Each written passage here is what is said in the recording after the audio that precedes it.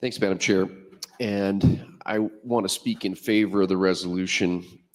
You know, my friend from Hamilton said a minute ago that the potential risks outweigh the potential gains. And I guess I look at that equation just in the opposite direction.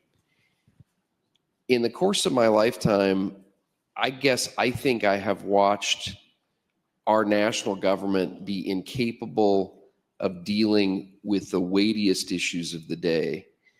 You know, in the 80s, we had Graham Rudman Hollings. We had people on both sides of the spectrum that looked at deficits, looked at debt, and said, we need to establish a mechanism to ensure that we essentially are working in an environment where we can control spending and taxes in a way that makes sense.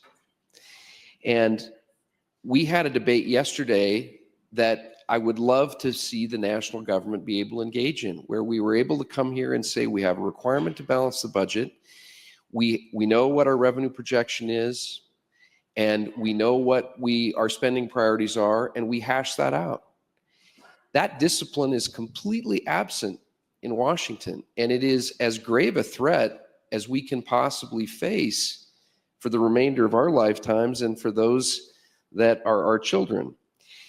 And so I think you have to say, why did this mechanism exist? And George Washington said in his farewell address, if in the opinion of the people, the distribution or modification of the constitutional powers be in any particular wrong, let it be corrected by an amendment in the way which the Constitution designates.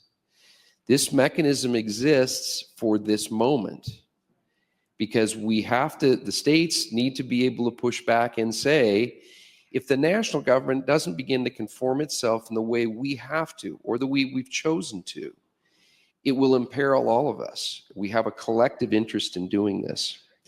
So I know this is a little more philosophical than what we typically do, but it is a pretty weighty moment. And I think we need to square up and vote green on this one.